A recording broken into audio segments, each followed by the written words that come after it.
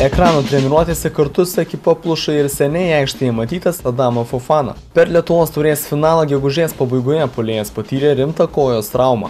Žaidėjai plyšo keturgalvis šlaunies raumuo, futbolininkai prireikė operacijos, o po jos sekė nelengva ir ilga reabilitacija. Vasarą žaidėjas išvyko į Italiją, o prieš 3 savaitės grįžo atgal į Lietuvą ir po truputį pradėjo sportuoti. Adesso mi sto allenando col preparatore da parte, un programma speciale per me. Treneris man specialiai paruošė treniruočių programą skirtą kojos išgijimui bei raumens stiprinimui. Kai baigsiu šį specialų treniruočių ciklą, tuomet galėsiu prisijungti prie komandos. Mano koja po operacijos, šiek tiek bijojau, tačiau po vizito pas gydytoją sužinojau, jog operacijos metu viskas vyko sklandžiai. Kuomet pradėjau bėgioti, nejaučiau jokio skausmo. Esu patenkintas šiuo pozityviu dalyku, jog nėra jokio diskomforto. Kiekvieną kartą jaučiu nuovargį, tačiau po operacijos tai yra normalu. Turiu treniruotis, reabilituoti raumenį ir po to jau galėsiu žaisti. Però devo mettere più muscolo, recuperare più muscolo, poi potrò iniziare a giocare, a stare sul campo.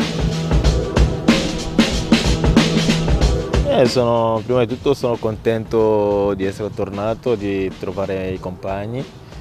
Esu patenkintas sugrįžimu, kad vėl galiu susitikti su komandos draugais, justi treniruočių atmosferą. Labai viliuosi pradėti žaisti kaip galima greičiau.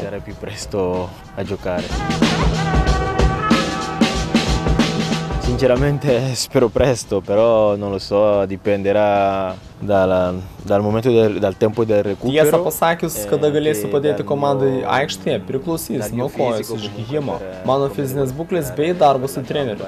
Tikiuosi, jog tai įvyks kaip galima greičiau, tačiau sprendimą, kada galėsiu sportuoti visą jėgą, priims gydytojai.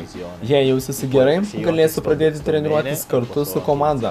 Manau, jog tai gali įvykti po 2-3 savaičių. 2 o 3 settimane potrò iniziare ad allenarmi magari con la squadra. Puolėjas iš Dramblio kaulo kranto pozityviai vertina ekrano galimybes likusioje sezono dalyje. Per la squadra credo che siamo favoriti per vincere il campionato perché siamo una buona squadra. Mes laikomi čempionato favoritais ir tai savaime suprantama. Esame puikiai komanda, tą ne kartą parodėme.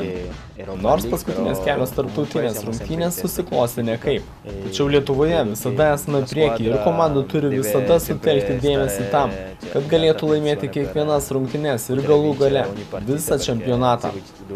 Esame pirmi ir privalome jais likti iki pirmenybių finišo. Siamo primi e dobbiamo continuare così.